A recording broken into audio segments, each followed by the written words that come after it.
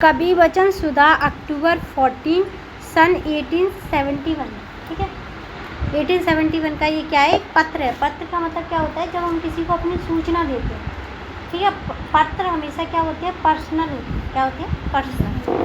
अब देखो, हिंदी साहित्य के सुप्रसिद्ध रचनाकार भारतेंदु हरिश्चंद्र अपनी यात्रा के लिए चर्चित रहे। उन्होंने भारत के अनेक गांव, नहरों और नगरों की यात्रा की और उनके विषय में पत्र पत्रिकाओं में भी लिखा है। प्राकृतिक इतिहास, संस्कृति और पुरातत्व का अध्ययन करने में यात्राओं से उन्हें बहुत सहायता मिली है। वे मानते थे कि शिक्षा के पूर्ति पुस्तकों से नहीं, यात्राओं से भी होती है। यानी कि वो मानते थे, उनका मानना ये था कि ना, शिक्षा की पूर्ति केवल और केवल उससे नहीं होती, बुक से, उसके अलावा जो हम यात्राएं करते हैं उनसे होती है। किनसे होती है, उनसे होती है।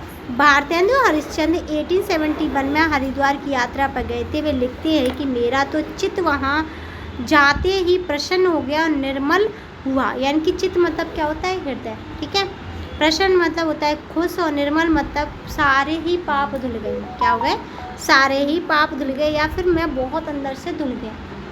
ठीक है, के वर्णन की बहार है। हरिद्वार की प्रकृति, वहाँ के पर्वत, पक्षियों, वृक्षों और कल कल बहती गंगा, वहाँ के घाट, लोग, दुकानों और गंगा तट के मनोरम दृश्य को देखकर वे अति आनंदित हुए। यानी कि बहुत ज़्यादा खुश हुए।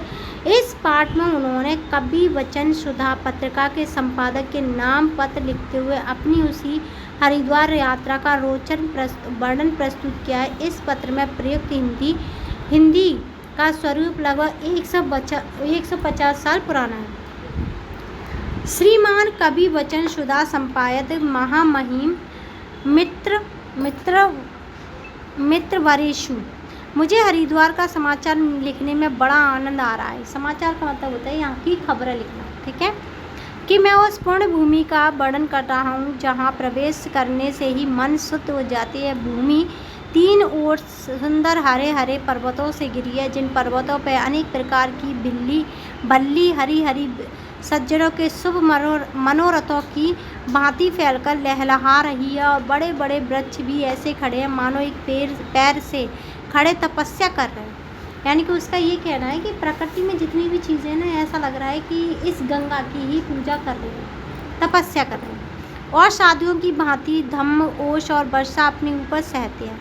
जैसे साधु क्या जो होते हैं, सर्दी गर्मी इन सारी चीज़ों को सहते हैं ना, वैसे ही पेड़ भी उसी तरह सह रहे हैं।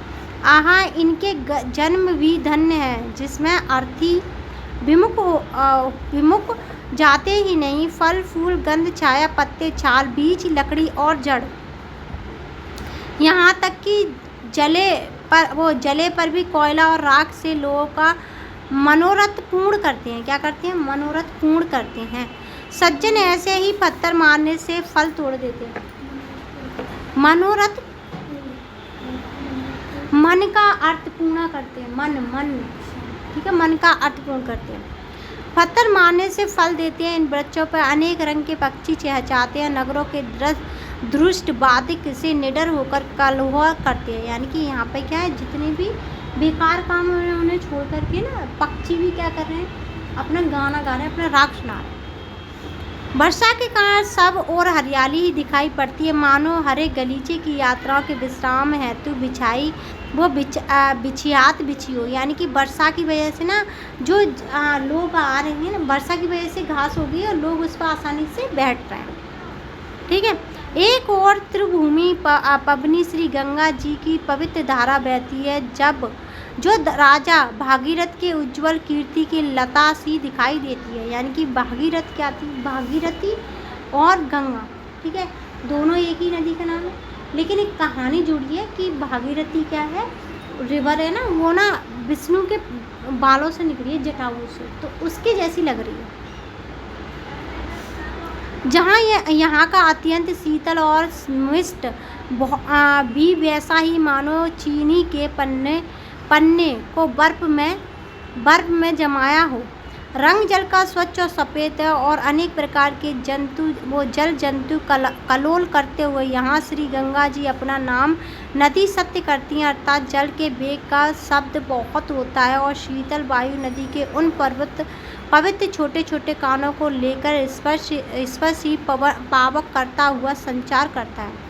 यहाँ पर श्री गंगा जी दो धारा हो जाती है। क्या हो जाती है? दो धारा, यानी कि दो धाराओं में टूट जाती है। एक का नाम नील धारा, दूसरी का श्री गंगा जी के नाम से। इन दोनों धाराओं के बीच में एक सुंदर सा पर्वत, नीचा पर्वत है, और नील धारा के तट पर एक छोटा सा सुंदर चुटीला पर्वत और उसके शिखर पर चंडिका देवी की मूर्ति। यहाँ हरि की पैड़ी नाम का एक पक्का घाट है। हरि की पैड़ी नाम का घाट है। घाट मतलब जहाँ पर लोग नहाते हैं। क्या है? नहाते हैं और यहीं स्नान करते हैं। विशेष आश्चर्य का विषय है कि यहाँ केवल गंगा जी ही देवता है, दूसरा देवता नहीं है। यहाँ तो बैरागियों ने मठ मंदिर कई बना लिए। श्री गंगा जी का पाट भी बहुत छोटा है, पर वेग खड़ा है। तट पर राजाओं की धर्मशाला यात्रियों के उतरने के हेतु बनी है और दुकानें भी बनी है, पर रात को बंद रखती हैं। क्या है? रात को दुकानें बंद रहती हैं। यह ऐसा निर्मल तीर्थ है कि इच्छा क्रोध की खानी जो मनुष्य सो वहाँ रहते ही नहीं है।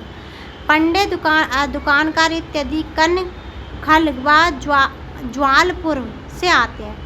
पंडे भी यहाँ बड़े विलक्षण संतोषी हैं, एक पैसे को लाख करके मानते हैं। इस क्षेत्र में 5 तीर्थ मुख्य मतलब 5 तीर्थ जगह हैं: हरिद्वार, कुशावर्त, नीलधारा, विपल पर्वत और कनखल। क्या है? कनखल। बिलप पर्वत भी पास ही एक सुहाना पर्वत है जिस पर बिलेश्वर महादेव की मूर्ति है, और कनखल तीर्थ इधर ही है। यहाँ कनखल तीर्थ बड़ा उत्तम है। नमस्ते बेटा।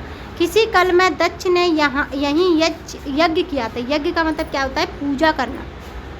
क्या किया था? यज्ञ किया था। और यहीं सती ने शिव जी का अपमान न सहकर अपना शरीर भस्म कर लिया था। तो सती की कहानी है कि सती मर गई थी, अपने आप ही मतलब जल गई थी। ठीक है, उसकी भी कहानी है।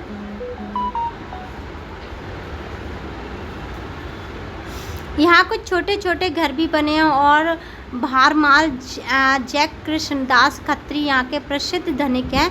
हरिद्वार में यह बखेड़ा कुछ नहीं है और शुद्ध निर्मल साधुओं के सेवन योग तीर्थ है। मैं तो चित्त वहाँ जाते ही ऐसा प्रसन्न और निर्मल हुआ कि वर्णन के बाहर है। मैं दीवाना कृपा राम के घर के ऊपर के बंगले में टिका था। यह स्थान भी उस क्षेत्र में टिकने योग्य ही था। चारों ओर से शीतल पवन आती है।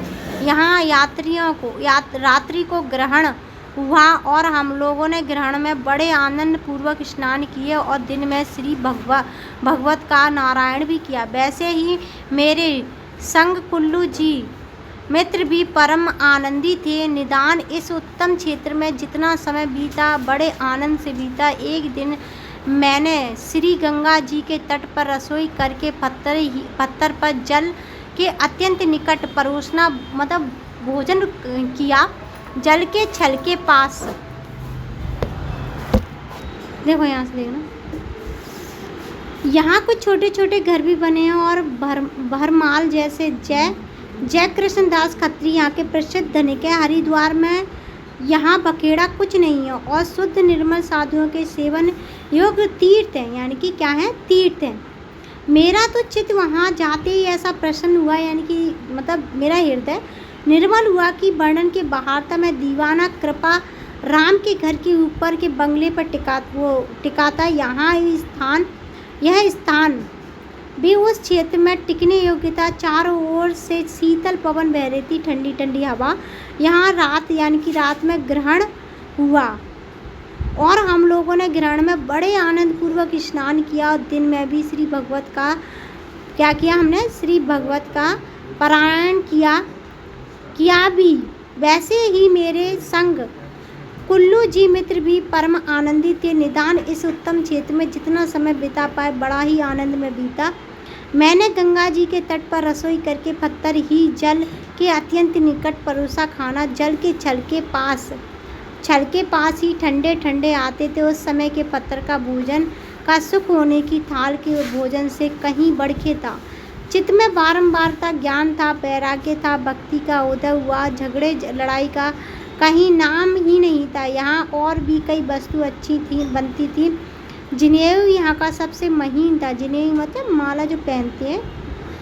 उसके अलावा उज्ज्वल बनना यहाँ की कुशा सबसे विलक्षण होती थी, जिसमें से दाल चीनी जावित्री इत्यादि अच्छी सुगंध आती थी, मानो प्रत्यक्ष प्रकट हो रहे हो। यहाँ ऐसी पूर्ण भूमि, यहाँ की घास भी ऐसी सुगंधमय थी, निदान यहाँ से तो कुछ अपूर्व। और यहाँ भूमि साक्षात विरागमन्य साधुओं और विरक्तों के सेवन योग्य। और संपादक महाशय में चित्त से तो अब तक वहीं निवास करता था और अपने वर्णन द्वारा आपको पाठकों को इस पूर्ण भूमि का वृतांत विदित करके मौनालंबन करता था। मौन मतलब शांत रहना, आलम्ब करता था। निश्चित कि आप इस पत्र को स्थान दान दीजिए, यानी कि वो ये कहना चाह रहे हैं कि पेपर में इसको क्या करें, लिखवा दीजिए इस पत्र को। लेखक से परिचय देखेंगे। जिन भाषा उन्नति अध्याय सब उन्नति को मूल उद्घोष करने वाले भारतेंदु हरिश्चंद्र कविता, नाटक, निबंध, यात्रा वृत्तांत। यात्रा वृत्तांत मतलब क्या है, जब हम किसी यात्रा में जा रहे हैं तब उसके बारे में लिखना, उसे बोलते हैं यात्रा वृत्तांत। आदि अनेक विधाओं के रूप में लेखन किया है। उन्होंने कवि वचन सुधा, हरिचंद्र मैगजीन, हरिचंद्रिका, गृहस्थियों के लिए बाल बोधनी पत्रिका प्रकाशित की। इनकी रचनाओं में समाज सुधारक, राष्ट्र प्रेम, अंग्रेजी शासकों का विरोध, स्वाधीनता की भावना के स्वर सुनाई देते हैं। इन्हें आधुनिक हिंदी साहित्य का जनक माना जाता है। सत्य हरिश्चंद्र, भारत दूरदर्शन, अंधेरी नगरी और सरयू पार की इस यात्रा उल्लेखनीय कृति है। उल्लेखनीय कृति का मतलब बहुत ज़्यादा बताया गया है इसमें। अब बचे हैं क्वेश्चन आंसर, और क्वेश्चन आंसर तुम करने की कोशिश करोगी, जब नहीं बनेंगे तो मुझे दे देना। इसी में रिकॉर्ड कर देती हो ना, तुम लिख लाना रिकॉर्डिंग में, ठीक है। देखो, सज्जन ऐसे कि पत्थर मारने से फल देते हैं। लेखक फलदार वृक्षों की उदारता को मानवीय रूप में व्यक्त करता है, ठीक है। वैराग्य और भक्ति का उदय होता था। इस कदम से लेखक का कौन सा भाव प्रकट होता है? शारीरिक थकान और मानसिक बेचैनी, आर्थिक संतुष्ट और मानसिक विकास, मानसिक शांति और आध्यात्मिक अनुभव। ये है मानसिक, ठीक है। पत्थर पर भोजन का सुख सोने की थाल से बढ़कर था। इस वाक्य का सर्वाधिक उपयोग निष्कर्ष निकालिए। संतुष्टि में सुख होता है। सुखी लोग पत्थर पर भोजन करते हैं। लेखक के पास सोने की थाल नहीं थी। पत्थर पर रखे भोजन अधिक स्वादिष्ट होता है। डी इसका लास्ट है, ठीक है। एक दिन मैंने श्री गंगा जी के तट पर रसोई करके पत्थर ही पर जल के अत्यंत निकट परोसकर भोजन किया। यह प्रसंग किस चीज़ को बढ़ावा देता है? अंधविश्वास और लालच, ये तो हो नहीं सकता। मानवता और देश प्रेम, हाँ ये हो सकता है। सादगी और आत्मनिर्भरता, स्वच्छता और प्राकृतिक प्रेम, यानी कि ये क्या हो सकता है? देखो ये क्या क्या हो सकता है? मानवता भी हो सकती है, देश प्रेम भी हो सकता है, सादगी भी हो सकती है, आत्मनिर्भरता भी हो सकती है, स्वच्छता और प्राकृतिक प्रेम भी हो सकता है। तो क्या इसमें प्राकृतिक प्रेम वाला सबसे ज़्यादा सही है, ठीक है। लेखक का हरिद्वार अनुभव मुख्यतः किस प्रकार का था? राजनीतिक, आध्यात्मिक, सामाजिक और प्राकृतिक कैसा था? प्राकृतिक। पत्र की भाषा का एक मुख्य लक्षण क्या था? कठिन शब्दों का प्रयोग और बेझिझकता, मुहावरों का अधिक प्रयोग, सरलता, चित्रात्मक नहीं, जटिलता और संक्षिप्त। देखो जटिलता तो है लेकिन छोटा है, संक्षिप्त है, ये भी है इसका आंसर। और मुहावरों का प्रयोग दोनों ही है, ठीक है। हो सकता है कि आपके समूह में, यानी कि साथियों ने अलग अलग निकाले होंगे इनके आंसर। इतना ही याद करके लाना, क्योंकि तुम इतना ही कर पाओगे, कल मैं इसे करवाऊंगी।